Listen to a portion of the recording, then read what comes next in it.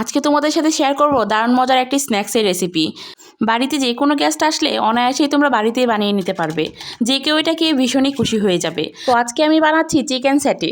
প্রথমে আমি চিকেন, পেঁয়াজ আর গাজর নিয়ে ছোটো ছোটো কিউব করে কেটে নিয়েছি।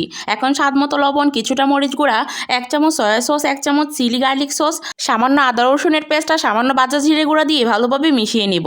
এখন একটা টুথপিক নিয়ে প্রথমে গাজর, তারপরে পেঁয়াজ, তারপর চিকেন দিয়ে আবারও একটা গাজরের কিউব দিয়ে এভাবে সবগুলো গেঁথে নেব।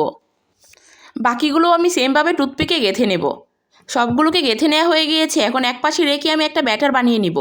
এখন একটা বাটিতে 1/2 কাপ ময়দা, 3 টেবিল চামচ কর্নফ্লাওয়ার, 1/2 চামচ বেকিং পাউডার, স্বাদ মতো লবণ আর অল্প করে হলুদ, জিরা আর গরম মশলার গুঁড়া আর আদা রসুনের পেস্ট দিয়ে দিব। এখন অল্প অল্প পানি দিয়ে একটা স্মুথ ব্যাটার বানিয়ে নিব। এখন একটা একটা করে চিকেন সেটে নিয়ে বেসনের ব্যাটারে ডুবিয়ে তেলের মধ্যে মুচমুচে করে ভেজে নেব। যেহেতু এখানে আমি চিকেনগুলো কাঁচা দিয়েছি, তাই চুলার আঁচটাকে লো টু মিডিয়ামে রেখে একটু সময় নিয়ে চিকেন সেটিগুলোকে ভালোভাবে ভেজে নেব। যখন এমন কালার হয়ে আসবে তখন উঠিয়ে নেব। আশা করছি আওয়াজ শুনে বুঝতে পারছেন কতটা মুচমুচে হয়েছে চিকেন সেটিগুলো।